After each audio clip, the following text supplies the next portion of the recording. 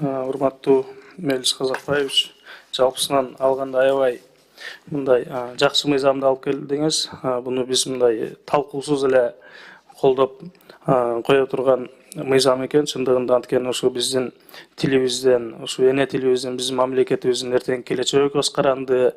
Ошо ушундай биринчи негизи ушу кыргыз тилин өнүгүүсү үчүн мен ойлойм биринчи муктаждык жаратыш керек. Эгерде муктаждык болбосо, ага кызыгуу же болбосо мындай зарылдык жок болсо, анда биздин тилибиз эч качан өнүкпөйт. Ушул багытта жакшылап иштерди алып барсаңыздар, жана практикалык түрдө ошого мындай шарттарды алып келишибиз керек. Мен сиздин оюңузду түшүндүм. Мен ойлоп атам ушунун баары камтылган деп. Ошол эле учурда мына кыргыз тилин үйрөтүү методикасын жаңылап чыксаңыздар, анткени аябай мындай үйрөтүү оор болгондуктан, ошол себептен баягы кыргыз тилин методикасын жаңылап чыкпасак, мына ушундай мыйзамдарды кабыл алгандан кийин деле мындай жакшы жыйынтыкка бербей коюшу мүмкүн да жыйынтык. Ошол себептен ушу методика боюнча иш алып барып атасыздарбы? Бул билим берүү тармагында кыргыз тилин окутуу боюнча методика бул эме түздөн түз билим берүү тармагына тиешелүү маселе. Бирок биз саясатын жүргүзгөн мекеме катары, ыйгарым укуктуу орган катары биз бул жагын билим берүү министрлиги менен кызматташып атабыз, албетте.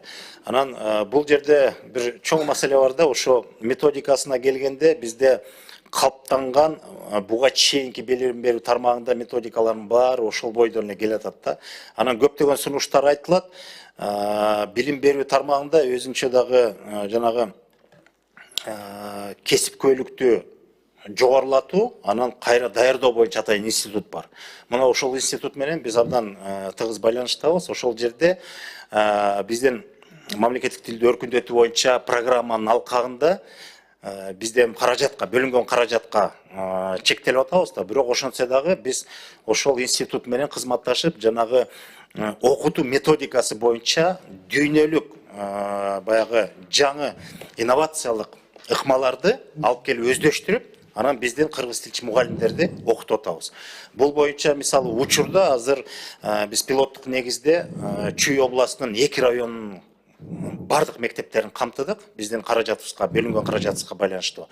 Ал жерде ошол институттардын кызматкерлери ошол 2 райондун бардык мектептеринин кыргыз тилчи мугалимдерин, ал жерде 2 багыттуу мугалимдер топтолот. Эне тил катары окуткан кыргыз тилчилер, анан экинчи тил катары. Демек, баягы башка тилде окутуу жүргүзүлгөн мектептердин кыргыз тилчи мугалимдерин экөөнө эки бөлөк талап менен ушундай жаңы окутуунун ыкмалары боюнча, инновациялык ыкмалар боюнча окутуу жүрүп атат. Анан ошонун жыйынтыгы боюнча абдан жакшы мындай жыйынтык бере турган нерселерди институт өзүнүн тартиби боюнча ошону билим берүү министрлигине, билим берүү академиясына сунуштайт. Ошол кайсы бир бекитүүдө, программалар бекитүүдө бул апробациядан өтүп жакшы жыйынтык чыгарды дегенде. Ошол жаатта иштер жүрүп атат.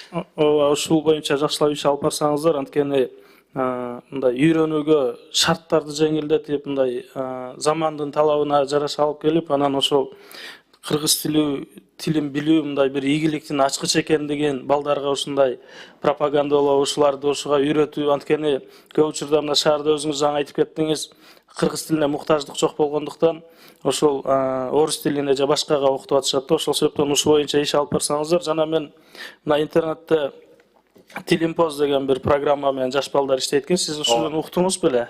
Укмак турсун, биз алар менен кызматташабыз. Кызматташасыз. Тилек Мирлан деген жигит, абдан мыкты жигит, билимдүү дагы, анан ошо негизги ошо тил жаатындагы эмне маселе болбосун, жаштарга ылайыктап, жаштардын тили менен жеткирип атат. Биз алар менен кызматташып, алар менен колдошуп, биздин бир нече программаларда кошо кызматташып чогуу иштешебиз. Ооба, мамлекеттен бир тыйын акча албай, мындай патриоттуулук, мекенчилдик сезим менен иш алып барышат экен. Ушундай бир жаңы көз караштагы балдарды, ушундай каалоосу барларды чогултуп алып иш алып барсаңыздар, ошо мыйзамды толук колдойбуз. Кыргыз тили бул биздин эне тилибиз. Ушул мындай мыйзамдарды биз сөзсүз түрдө колдошубуз керек. Чоң рахмат.